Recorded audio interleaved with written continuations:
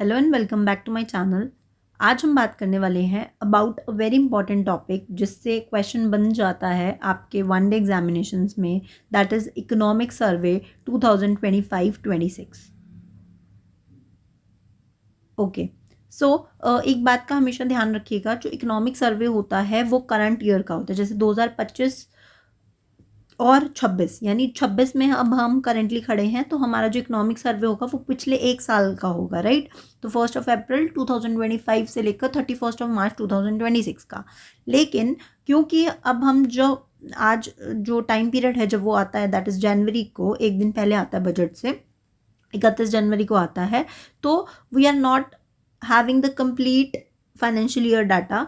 तो जो डाटा होता है, दैट्स वाई उसके आगे हमेशा लिखा होता है एस्टिमेटेड, राइट। तो आप अभी देखेंगे जब मैं आपको डाटा पढ़ाऊंगी तो उसमें एस्टिमेटेड लिखा होगा, that's why it is written estimated that. First thing. Second thing, मैं पहले आपको कुछ बेसिक फैक्ट्स बताना चाहती हूँ अबाउट द इकोनॉमिक्स सर्वे, जो कि किसी भी कॉम्पिटिटिव एग्जाम में एज अ स्टैटिक क्वेश्चन बन सकता है। ठीक है, माइट भी हो सकता है करंट पे ना पूछे, बट ये स्टैटिक क्वेश्चंस पूछ सकते हैं, तो इसलिए आपको ये पता होना चाहिए।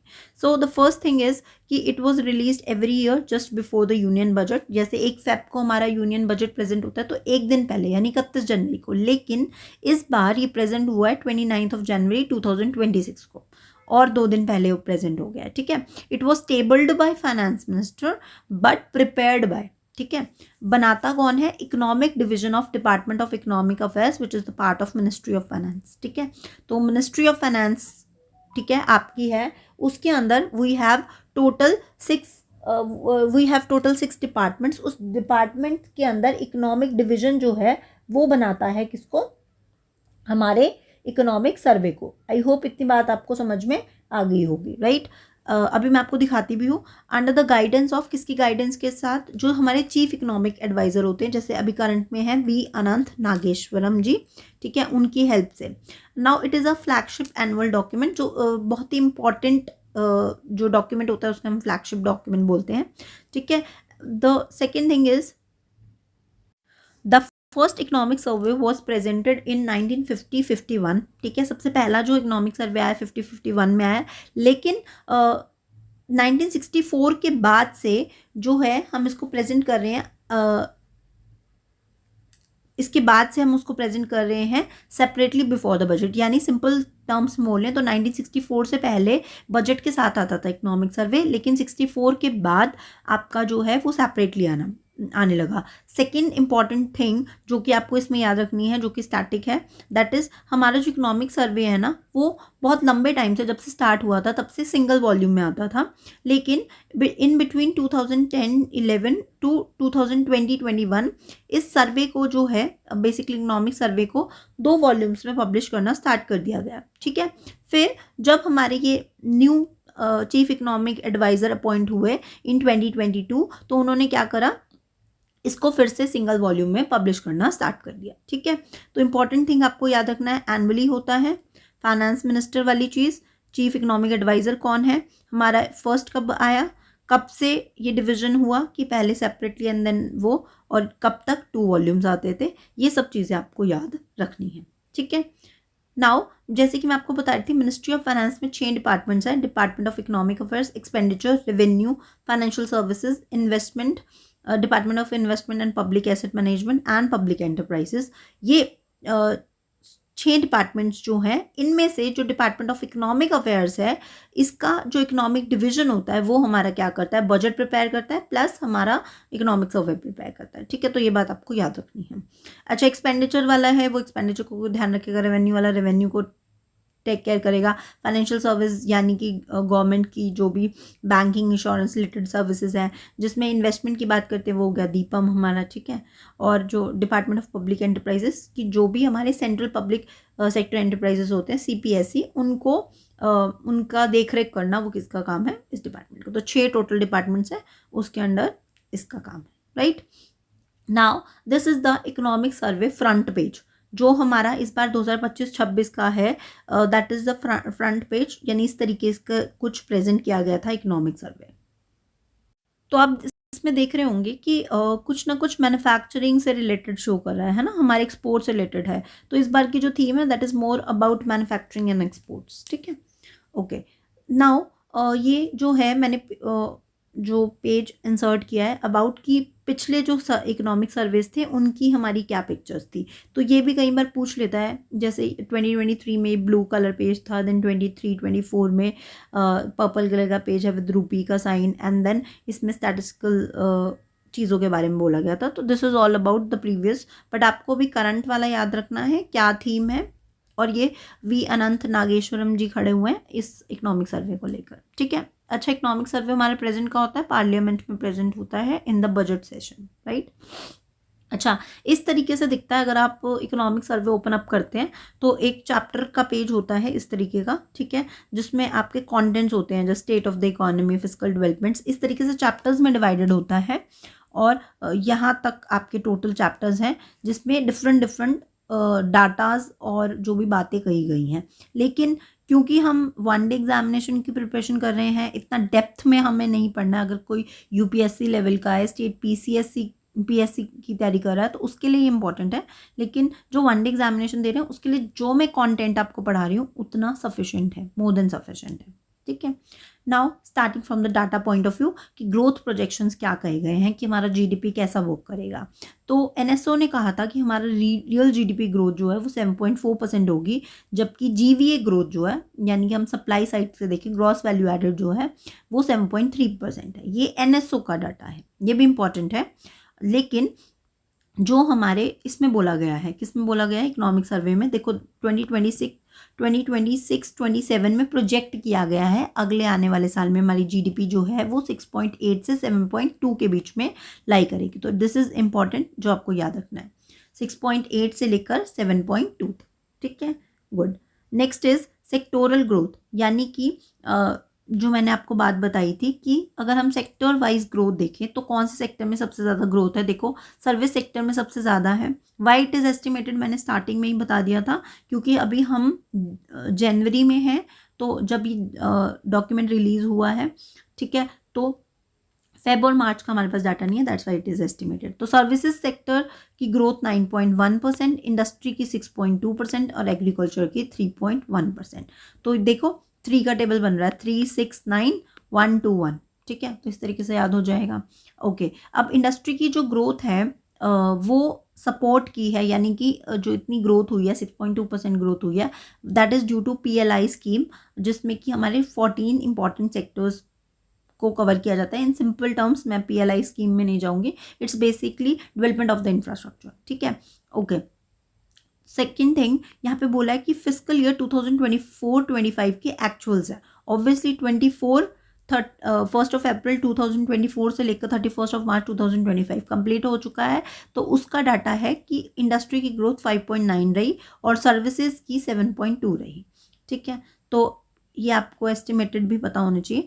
Now the important thing is India is the 7th largest exporter of the services globally with an increasing share in the global trade from 2% in 2005 to 43%। यानी कि हम 7वें लार्जेस्ट एक्सपोर्टर हैं सर्विसेज के, हम बहुत ज़्यादा सर्विस एक्सपोर्ट करते हैं। अगर आप देखेंगे ये पॉइंट आगे भी आएगा कि करंट अकाउंट डेफिसिट देखेंगे तो गुड्स में हम डेफिसिट में रहते हैं, जबकि हम सर्विसेज के ट्रेड में हम सरप्लस में रहते हैं, ठीक है। ओके, नाउ Q2 की बात करेंगे तो इतना जॉब्स क्रिएट हुई, नॉट इम्पॉर्टेंट, ठीक है, जो जो बताती जाऊंगी सिर्फ उतना उतना पढ़ना है, ठीक है। ट्रेड परफॉर्मेंस, टोटल हमने एक्सपोर्ट कितना किए, $825 बिलियन का, ठीक है। और फर्स्ट हाफ की H1 क्या है, first half of the year, जैसे मान लीजिए 2025-26 की बात करें तो उसका फर्स्ट हाफ क्या हो जाएंगे, पहले के 6 महीने, और H2 क्या हो जाएगा, बाकी जो हाफ बचता है ऑफ द ईयर, ठीक है। India's share in the global merchandise export increased from 1.1% in 2005 to 1.8% in 2024। ये पॉइंट इंपॉर्टेंट है, 1% था 2005 में, अब वो 1.8% हो गया है। ग्लोबल मर्केंडाइज एक्सपोर्ट्स, मर्केंडाइज मतलब गुड्स का एक्सपोर्ट्स की बात करें तो उसमें हमारा शेयर इतना हो गया है, ठीक है।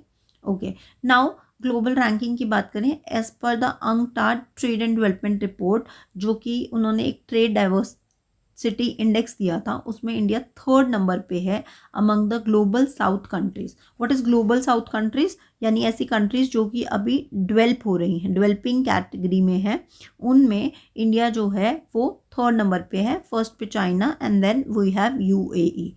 ठीक है, ये हमारा इंडेक्स है। Next is service and external sector. इसमें सर्विस एक्सपोर्ट आप देख सकते हैं 387 है, जबकि हमने टोटल एक्सपोर्ट देखा था 825 था। 825 में से 387 हम सर्विस एक्सपोर्ट कर रहे हैं।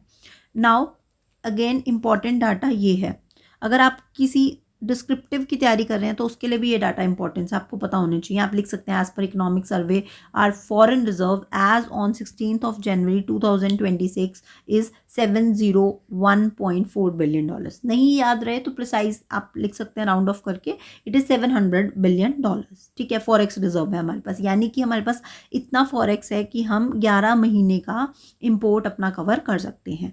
ठीक है, coverage of 94% of external debt. और अगर हमारे 100 रुपये हमने ले रखा है तो उसमें से 94 रुपीज़ हम पे कर सकते हैं इस अमाउंट के साथ, which is good. Okay, and remittances की बात करें तो what is remittances? For example मैं हूँ, ठीक है, मैं बाहर जाती हूँ, आउट ऑफ इंडिया जाती हूँ काम करने के लिए। ठीक है, तो मेरी फैमिली यहाँ रहती है, तो मैं उनको अगर पैसे भिजवा रही हूँ तो उसको हम क्या बोलते हैं? Remittances, which is one sided payment, क्योंकि उसके लिए कोई गुड्स एंड सर्विसेज जनरेट नहीं हो रही हमारी कंट्री में। ठीक है, तो रेमिटेंसेस जो है इसका डाटा भी पूछा जाता है, $135 बिलियन। तो 700 हो गए फॉरेन रिजर्व्स, रेमिटेंसेस हो गए 135। ठीक है, मोटा मोटा 140 लगा लीजिए आप। ठीक है, ओके। तो और ये भी इंपॉर्टेंट पॉइंट है कि इंडिया जो है वर्ल्ड का लार्जेस्ट रेसिपिटेंट है, मतलब इन द सेंस ऑफ कि सबसे ज़्यादा रेमिटेंसेस रिसीव किसको होते हैं? इंडिया को होते हैं। क्यों? क्योंकि इंडिया के बहुत सारे लोग जो हैं वो बाहर जाकर डिफरेंट कंट्रीज़ में काम कर रहे हैं। अच्छा, मैंने ये बात आपको बता दी थी कि गुड्स में हम हमेशा डेफिसिट में रहते हैं, जबकि सर्विसेज में हम एक्सपोर्ट में सरप्लस में रहते हैं। करंट अकाउंट डेफिसिट मैनेजेबल है, 0.8% है जीडीपी का। ठीक है, merchandise deficit is offset bye service export and remittances. तो जो डेफिसिट होता है यानी गुड्स को एक्सपोर्ट करके जो हमें डेफिसिट होता है वो हम कवर अप कर लेते हैं सर्विस एक्सपोर्ट से और रेमिटेंसेस से। यानी जो सर्विस एक्सपोर्ट और रेमिटेंस से हमें जो पैसा मिलता है उससे हम अपना घाटा को पूरा कर लेते हैं। ठीक है, तो ये इंपॉर्टेंट पॉइंट्स थे जो कि आपको दोनों याद रखने हैं। Okay, now moving on to the monetary policy measures, not that much relevant, बस इसमें आपको ये पता होना चाहिए रेपो रेट्स 100 बेसिस पॉइंट से रिड्यूस कर दिया है ड्यूरिंग अप्रैल टू दिसंबर। ठीक है, अब हमारा करंट में रेपो रेट क्या है? 5.25। CRR जो है वो 3% पर है। अच्छा, इफेक्टिव ट्रांसमिशन हुआ है मॉनेटरी पॉलिसी का। What is effective transmission of monetary policy? यानी अगर RBI रेपो रेट को कम कर रहा है तो बैंक्स उसको फॉलो करके अपना जो रेट ऑफ इंटरेस्ट है उसको कम कर रहे हैं, यानी कि वो कंज्यूमर्स पर पास ऑन कर रहे हैं उस कम किए हुए रेपो रेट्स को। ठीक है, जिसकी वजह से क्या होगा? अब कम रेट ऑफ इंटरेस्ट होगा। अच्छा, RBI क्यों घटाती है रेपो रेट? ताकि लिक्विडिटी इंड्यूस हो सके, राइट। तो बैंक्स फर्दर आगे अपना रेट ऑफ इंटरेस्ट जिस पर लोन दे रहे हैं उसको कम करेंगे, तो इकोनॉमी में क्या होगा? पैसे की डिमांड बढ़ेगी। अगर इकोनॉमी में पैसे की डिमांड बढ़ेगी तो ऑब्वियसली मनी सप्लाई भी इंक्रीज हो। दैट व्हाट RBI वांट, और वो हो रहा है। तो इसलिए हमने कहा इफेक्टिव ट्रांसमिशन हो रहा है मॉनेटरी पॉलिसी का। इन्फ्लेशन का टारगेट है या बोला गया है, इन्फ्लेशन रिड्यूस हुई है from 2.6% to 2%, not that much relevant. अब जो इम्पॉर्टेंट है डाटा वो मैंने यहाँ पर लिखा हुआ है, ध्यान से देखिए। हमारा जो करंट में external debt to GDP ratio है, ये पूछता है आपके एग्जाम्स में, 19.2% है, यानी कि अप्रॉक्सीमेटली 20% है। यानी 100 में से अगर 100 हमारी GDP है तो उसमें से 20 जो है हमारा एक्सटर्नल डेट में चला जाता है। ठीक है, हमने उधारी मतलब ले रखी है, 20 रुपये उधारी है हमारी। फिस्कल डेफिसिट कितना है? 4.4 बजट एस्टिमेटेड है। ठीक है, और प्राइमरी डेफिसिट कितना है? 0.8%। ओके, सोवरेन रेटिंग्स जो S&P है, S&P आपने नाम सुना होगा, S&P ग्लोबल का। It is a basically rating agency, basically USC की हमारी रेटिंग एजेंसी है।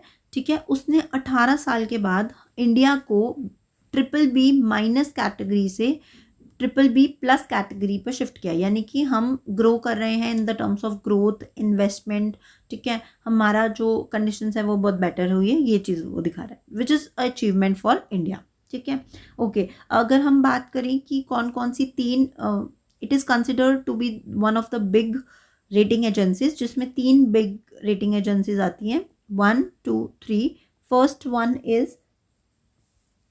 One is your S&P, that is standard and poor, then Moody and third one is Fitch. ये तीनों बहुत ही इम्पोर्टेंट और बिग थ्री में आती हैं, ठीक है। अब आपका होमवर्क ये है, मुझे बताना है कि मूडी और फिच कौन सी कंट्री की जो है बेसिकली ये हमारी रेटिंग एजेंसीज हैं। क्या ये तीनों अमेरिकन कंपनीज हैं या कुछ और हैं, तो आप मुझे देखकर बताएंगे, ठीक है। और इंडिया की कौन सी हैं जो रेटिंग करती हैं, वो भी आप मुझे नाम लिखकर नीचे कमेंट बॉक्स में बताएंगे। अच्छा, टैक्स स्ट्रक्चर जो है वो डायरेक्ट टैक्स और इनडायरेक्ट टैक्स जो है, यानी बेसिकली हमारे जो डायरेक्ट टैक्स है उसका बेस ब्रॉडन हुआ है एज कंपेयर टू प्रीवियस जो हमारा था, ठीक है। नेक्स्ट इज टैक्स रेवेन्यू, ये इंपॉर्टेंट है, tax revenue as a percentage of GDP जो कि है 11.5%। Gross NPA and net NPA, sorry, gross NPA and net NPA 2.2 और 0.5%, ठीक है। Okay, now this is the summary, आप देख सकते हैं GDP ग्रोथ 6.8 से 7.2%, जो मैंने आपको बताया। Per capita net national income 2.20 lakh rupees, ठीक है। Okay, next one is agriculture का जो हमने पढ़ा था 3.1, इंडस्ट्री का 6.2 और 9.1, याद है ना, 3 6 9, 3 का टेबल चला रहे थे और 1 2 1, ठीक है। तो 3.1 6.2 9.1। फॉरेन एक्सचेंज रिजर्व्स कितने थे, 701, और रेमिटेंसेस कितने थे, $135 बिलियन। फिस्कल डेफिसिट हमारा 4.8, let me check, it's 4.4, okay, I will check it, ये 4.4 ही है मेरे हिसाब से,